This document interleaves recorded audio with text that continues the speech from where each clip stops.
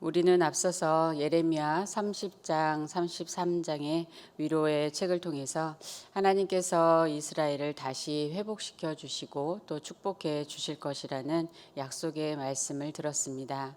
그런 가운데 우리의 상황 속에서도 하나님께서 주실 그 회복의 은혜를 기대하며 소망을 갖는 시간이 되었습니다. 이어서 이제 34장부터는 하나님께서 예레미야를 통해서 다시 임박한 심판의 메시지를 전하시면서 예루살렘 성을 바벨론 왕의 손에 넘겼다라고 하시고, 또한 유다의 시드기야 왕도 바벨론으로 사로잡혀 갈 것이라고 말씀해 주셨습니다. 그러한 절망적인 상황 가운데에서 시드기야 왕과 예루살렘 백성들은 하나님 말씀에 순종하지 않았던 것을 돌이키며 하나님 앞에 언약을 맺습니다. 그러나 또 그들의 마음이 곧 변하여서 그 언약을 깨뜨리고 하나님의 심판의 말씀을 다시 듣게 됩니다. 오늘 말씀을 통하여서 우리는 하나님의 언약에 대해서, 곧 하나님의 약속의 말씀에 대해서 어떤 태도를 가져야 하는지 또 생각해 보게 되고, 언약을 깨뜨리며 죄를 범할 때 받는 그 심판과 함께 하나님께서 그 가운데에서도 예비하신 그 은혜가 무엇인지 함께 나눠보고자 합니다. 첫 번째로, 하나님은 우리가 신실한 마음을 갖기를 원하십니다. 어제 본문에서 보면 바벨론의 군대가 유다의 모든 성읍들을 공격하여 이제 라기스와 아세가라는 두 성읍만 남게 되었습니다. 예루살렘은 하나님의 계속적인 경고의 말씀처럼 점점 더 멸망에 가까이 가고 있습니다. 이러한 상황에서 시드기야 왕은 예루살렘에 있는 모든 백성과 함께 하나님 앞에서 계약을 맺고 하나님 말씀을 따라서 돌이킵니다. 그 계약의 내용은 오늘 9절에 나와 있습니다. 보시면 그 계약은 사람마다 각기 히브리 남녀 노비를 놓아 자유롭게 하고 그의 동족 유다인을 종으로 삼지 못하게 한 것이라. 이 계약에 참여한 고관들과 모든 백성들은 순복하여서 노비를 자유롭게 풀어주었습니다. 이 계약은 이스라엘이 출애굽하였을 때에 그들의 선조와 맺었던 언약에 기초합니다. 출애굽기 21장 2절에 내가 히브리 종을 사면 그는 6해 동안 섬길 것이요 7째 해에는 몸값을 물지 않고 나가 자유인이 될 것이며 라고 말씀하셨습니다. 이 말씀은 신명기 15장에도 언급하고 있습니다. 하나님은 동족인 히브리 사람을 영원히 종으로 삼지 않도록 본인이 원하는 경우를 제외하고는 7째 해에는 자유롭게 놓아주라고 하셨습니다. 이것은 신명기 15장 15절에 너는 애굽 땅에서 종되었던 것과 내 하나님 여호와께서 너를 속량하셨음을 기억하라라는 말씀에 근거합니다. 모두가 애굽에서 종의 신분이었는데 하나님께서 속량해 주셨으므로 오직 하나님 한 분만이 그들 모두의 주인이 되시는 것입니다. 또한 은혜로 거저 속량해 주셨기 때문에 이스라엘 공동체 안에서도 가난하고 연약한 자들에게 은혜를 베풀기 원하셨던 하나님의 그 마음을 볼 수 있습니다. 하나님은 종들을 자유롭게 할 때에는 빈손으로 가게 하지 말고 또 후히 주라고 하시면서 자유롭게 해주는 것을 어렵게 여기지 말라고 하셨습니다. 그러면서 내가 그 종들을 자유하게 하면 오히려 내가 하는 모든 일에 복을 주시겠다고 그렇게 약속까지 해주셨습니다. 참 은혜로운 하나님의 모습을 우리는 보게 되는데요. 이러한 언약을 이스라엘은 오랫동안 지키지 않았습니다. 그런데 오늘 15절 말씀처럼 이제서야 그들은 돌이켜서 하나님 눈앞에 바른 일을 행하였던 것입니다. 어찌 보면 유다가 멸망하기 전에 마지막으로 하나님께 돌이키며 회개하는 그러한 모습을 볼 수 있습니다. 그런데 그들은 다시 뜻을 바꾸었습니다. 오늘 11절 말씀 보시겠습니다. 후에 그들의 뜻이 변하여 자유를 주었던 노비를 끌어다가 복종시켜 다시 노비로 삼았더라. 그들의 뜻이 변한 것은 상황이 바뀌었기 때문입니다. 애굽 바로의 군대가 바벨론을 견제하러 나오자 바벨론은 예루살렘 포위를 잠시 풀고 애굽과 다른 곳에서 싸우고자 그곳을 떠났습니다. 애굽을 의지하였던 이스라엘은 애굽의 도움으로 문제가 해결되었다고 생각하였던 것입니다. 하나님께서 어찌 보면 그들에게 마지막 그 기회를 주셨던 것을 생각하지 못하고 옛날로 돌이켜서 자유를 주었던 종들을 끌어다가 노비를 삼았던 것입니다. 그렇게 쉽게 뜻을 바꾸는 것을 볼 때 원래 그들이 종들을 풀어주었던 의도, 그들의 진심은 무엇일까라는 생각을 또 해보게 됩니다. 정말로 절망적인 그 상황에서 심판을 피하기 위해서 그들이 죄를 회개하고 히브리 종들을 자유롭게 하는 순종을 하였던 것입니다. 그 이유에 대해서는 여러 가지 해석들이 있는데요. 바벨론의 포위로 상황도 어려운데 별로 할 일도 없는 그 노예들을 먹이는 그러한 책임을 주인들이 지지 않기를 원했다라고 말하는 경우도 있습니다. 또한 사적인 노예들이 많이 풀려지게 되면 나라의 차원에서 바벨론에 대항할 더 많은 군인들이 생기는 그러한 이점이 있었을 거라는 해석도 있습니다. 위기의 때에는 여러 가지 이기적인 이유로 풀어주었는데 상황이 바뀌니 언약을 깨뜨리고 종들을 다시 끌어간 것입니다. 자기의 재산을 다시 챙긴 것이죠. 상황이 이렇게 금방 좋아질 줄 몰랐는데 그들은 자신들이 돌이켰던 것을 어찌 보면 그것을 후회하였을지도 모르겠습니다. 이렇게 상황에 따라 변하는 이스라엘을 보면서 우리의 모습은 또한 어떠한가 돌아보게 됩니다. 우리도 절박할 때는 하나님을 찾으며 회개합니다. 의지할 분이 하나님밖에 없다는 것을 깨닫고 돌아오는 것이죠. 그런데 이런 모습도 정말 훌륭한 모습이라고 생각합니다. 그런데 상황이 조금만 좋아져도 다시 혹시 이전으로 돌아가지는 않을까요? 우리 자녀들도 생각해 보면 뭔가 필요한 게 있을 때에는 부모를 찾아올 때 태도가 다릅니다. 이분 그 사춘기 자녀들도 평소에는 뿌듯하다가 무언가 밝은 표정으로 또 부드러운 말투로 얘기를 걸기 시작하면 얘가 뭔가 필요하구나라는 생각을 하게 됩니다. 그렇게 자기가 필요한 것을 얘기해 줘서 또 그것을 들어주면 그 다음에는 또 태도가 바뀌는 것을 우리는 경험합니다. 그렇게 자녀가 구하면 또 들어주는 것이 그런데 부모의 마음인 것 같습니다.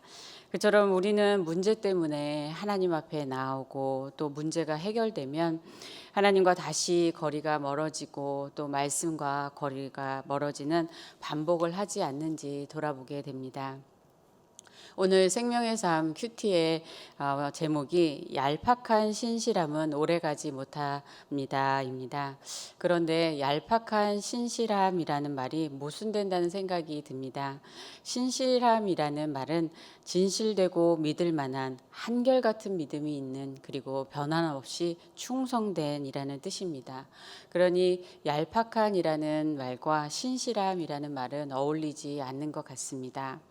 특히 신실함은 오랜 시간에 걸쳐서 형성되고 보여지는 성품입니다. 잠깐 반짝하는 것이 아니라 늘 한결같이 믿음으로 충성된 것입니다. 하나님은 우리를 하나님께 신실한 자가 되도록 오랜 고난의 시간 가운데 훈련하시는 것 같습니다. 우리가 지금 겪는 고난의 상황도 우리가 생각한 것보다 길어지고 있는데요. 강준민 목사님은 기다림은 길을 엽니다 라는 책에서 이런 말씀을 하셨습니다. 하나님은 고난을 통해 우리를 교훈하시고 성장시키시고 축복하십니다. 고난의 이유를 너무 많이 알려고 하지 마십시오. 다만 고난을 통해 성장하십시오. 지금은 다 알 수 없는 그 고난의 이유를 헤아리기보다는 고난을 통해서 하나님이 우리에게 무엇을 원하시며 또 우리가 어떻게 성장하기를 원하시는지를 깨닫는 그러한 은혜를 구합니다. 요즘에 인내함으로 다시 회복될 날을 기다리는 가운데 하나님은 우리를 계속해서 하나님 앞으로 나와서 기도하게 하시고 하나님만 바라보게 하십니다. 하나님만이 이 모든 상황을 해결하실 수 있는 그런 능력이 있는 분이라고 우리에게 고백하게 하십니다. 하나님께서 모든 것을 또한 섭리하시고 선하게 또 인도해 주실 것을 믿는 고백을 하게 됩니다. 오직 하나님만 의지하고 또 하나님만 신뢰하게 하십니다. 그러면서 상황을 초월하는 믿음, 또 모든 상황을 넘어서서 평강을 경험하는 그러한 은혜를 우리에게 주시는 것 같습니다. 그러므로 신실함을 훈련하시는 것은 바로 우리에게 축복이 되는 것입니다. 오랜 시간 동안에 우리를 그렇게 이끌어 주셔서 우리가 상황에 따라서 마음이 쉽게 바뀌고 또 뜻이 바뀌고 또 우리 삶의 방향이 바뀌는 그렇게 얄팍하게 요동하는 사람이 아니라 하나님 앞에서 신실하게 한 마음을 가진 사람으로 변화시켜 주시는 것입니다. 그 한 마음은 바로 하나님을 경외하는 마음입니다. 예레미야 32장 39, 40절 말씀에 하나님은 우리에게 한 마음과 한 길을 주어 항상 하나님을 경외하게 하고 하나님을 떠나지 않게 하겠다고 말씀해 주셨습니다. 그 이유는 우리와 우리의 후손들에게 축복을 주시기 위함입니다. 그러므로 지금의 고난이 비록 힘들지만 하나님을 경외하는 마음을 주시고 하나님의 복을 받아 누리는 축복의 그릇으로 우리를 만들어 가시는 그 은혜에 감사하기 원합니다. 더욱 인내함으로 더욱 성숙해지고 성장하여서 하나님이 기뻐하시는 신실한 그러한 저와 여러분이 되기를 소원하고 축복합니다. 두 번째로 하나님은 우리가 말씀에 신실하게 순종하기를 원하십니다. 신실하다는 것은 하나님을 믿는 마음이 한결같을 뿐만 아니라 행함에 있어서도 한결같음을 의미합니다. 오늘 본문을 보면 유다 백성들은 회개하였을 때는 하나님 눈앞에서 바른 일을 행하였습니다. 그런데 마음을 바꾸고는 그들의 마음대로 행하였습니다. 18절에서 보면 내 앞에서 언약을 맺었으나 그 말을 실행하지 아니하여 내 계약을 어겼다라고 하나님은 말씀합니다. 하나님과 언약을 어기고 말씀대로 행하지 않은 죄를 범한 것입니다. 그러면 신실한 사람은 어떤 사람일까라고 질문을 해보게 됩니다. 사무엘상 2장 35절에 내가 나를 위하여 충실한 제사장을 일으키리니 그 사람은 내 마음 내 뜻대로 행할 것이라 라고 말씀합니다. 신실한 사람은 하나님의 그 마음과 뜻을 알고 그대로 행하는 사람입니다. 상황과 이익에 따라서 행동이 바뀌는 것이 아니라 하나님을 경외하는 마음으로 그대로 순종하는 사람입니다. 그렇다면 우리는 신실함으로 행하기 위해서 하나님의 신실함에 대해서 먼저 생각해보고 배우기를 원합니다. 하나님의 신실하심은 하나님의 영광스러운 속성 중에 하나입니다. 신명기 7장 9절에 그런즉 너는 알라 오직 내 하나님 여호와는 하나님이시요 신실하신 하나님이시라라고 하였습니다. 하나님은 그분의 신실하심을 여러 차원에서 보여주고 계십니다. 먼저 하나님께서 행하신 일들의 신실하심을 볼 수 있습니다.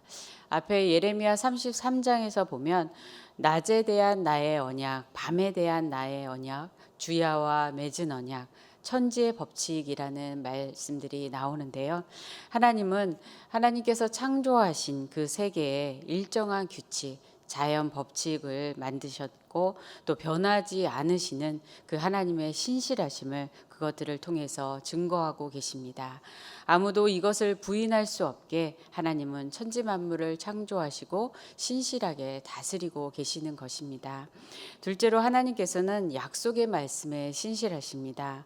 민수기 23장 19절에 하나님은 사람이 아니시니 거짓말을 하지 않으시고 인생이 아니시니 후회가 없으시도다. 어찌 그 말씀하신 바를 행하지 않으시며 하신 말씀을 실행하지 않으시랴라고 했습니다. 하나님은 사람과 달리 거짓말을 하지 않으시고 말씀하신 대로 행하시는 신실하신 분이십니다.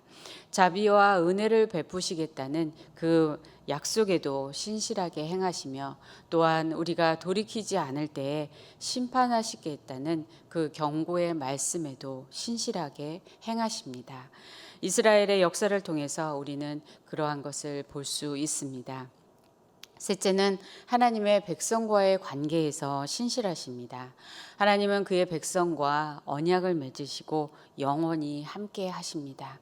비록 불순종으로 심판하고 징계하실 때도 있지만 하나님께서는 그의 백성을 영원히 버리지 않으시며 그 관계를 끊지 않으십니다.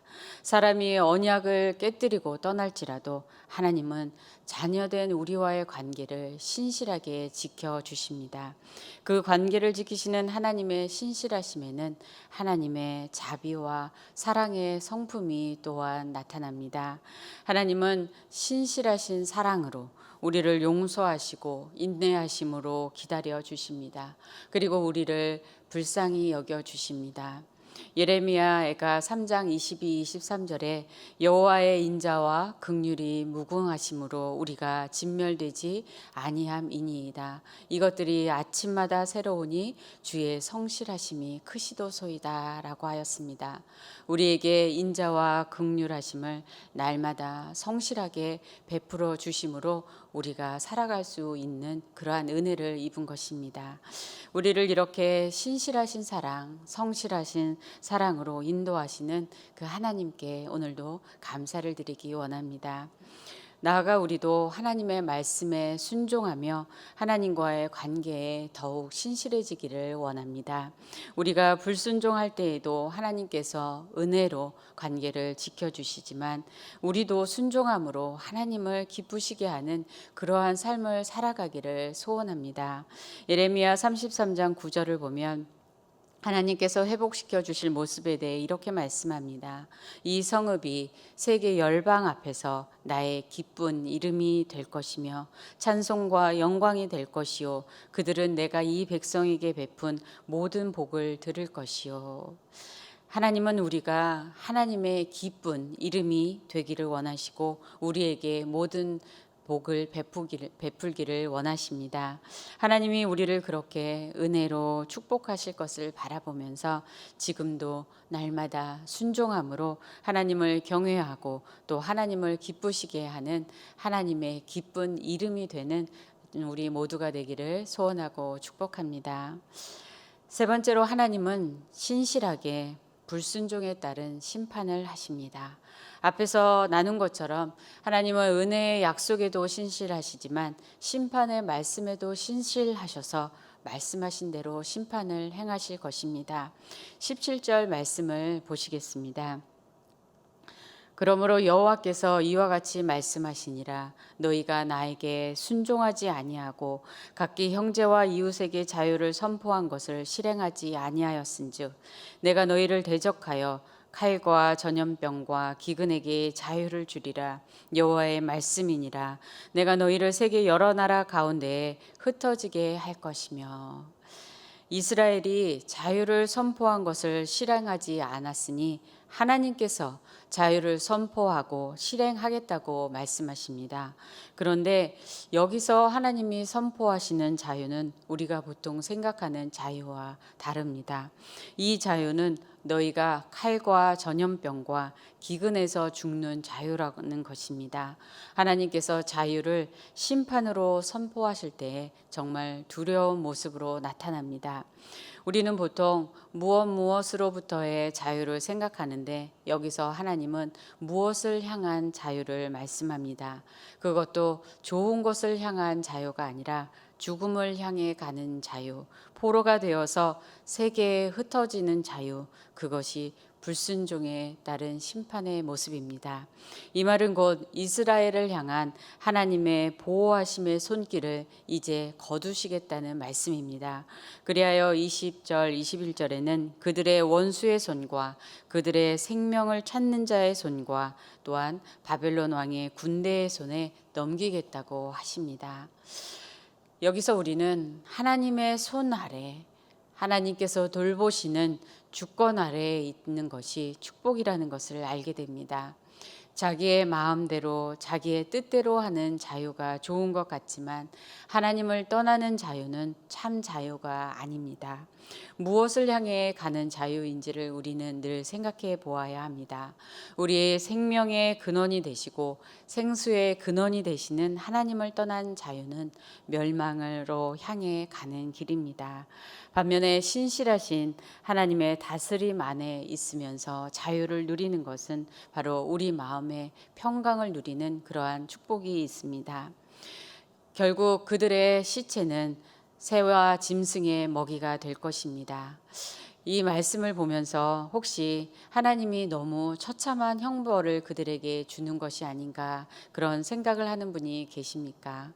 그런데 우리는 당시 언약을 맺는 방식과 의미에 대해서 살펴볼 필요가 있습니다. 18절 이하 말씀에서 보듯이 송아지를 둘로 쪼개고 또 그 두 조각 사이로 언약을 맺는 두 당사자가 지나가는데 쪼개진 희생 제물은 언약을 맺는 당사자를 의미하며 또 피로써 생명을 걸고 언약을 지키겠다는 맹세를 하는 의식입니다. 그들은 이 언약을 맺을 때에 언약의 의미를 알고 있었고 언약을 깨뜨렸을 때에도 이러한 죽음을 당할 것이라는 의미를 알고 있었습니다. 그러므로 언약을 깨뜨린 대가로 이스라엘은 쪼개진 재물처럼 죽게 되는 것입니다. 또한 언약은 두 당사자의 이름을 걸고 하는 것입니다. 그런데 그들은 하나님의 이름으로 부르는 전에서 하나님 앞에서 계약을 맺었음에도 불구하고 하나님의 이름을 더럽히는 그러한 죄악을 범한 것입니다. 그러므로 하나님은 그들을 심판하시며 바벨론을 다시 오게 하여서 유다 성읍들이 황무지가 되게 할 것이라고 말씀하십니다. 선조 때부터 언약을 계속해서 깨뜨렸던 그들을 향하여서 하나님은 신실하신 사랑으로 인자와 긍휼로 그들에게 은혜를 베풀어 주셨지만 이제 그 하나님은 계속해서 경고하신 말씀에 따라서 신실하게 불순종에 따른 심판을 하실 것입니다. 마지막으로 나누고 싶은 것은 그 신실하신 하나님은 우리에게 새 언약의 은혜를 주셨습니다.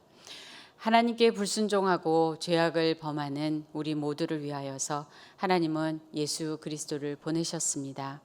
창세기 15장에는 오늘 나온 언약 체결과 비슷한 장면이 나옵니다. 그런데 아브라함과 언약을 맺을 때 쪼개진 재물들 사이로 하나님께서 타는 횃불로 혼자 그 길을 지나가셨습니다. 이는 언약 관계의 유지가 아브라함의 행위에 근거한 것이 아니고 또한 언약의 성취의 그 책임이 하나님께 달려 있다고 하나님 스스로 맹세하신 것입니다.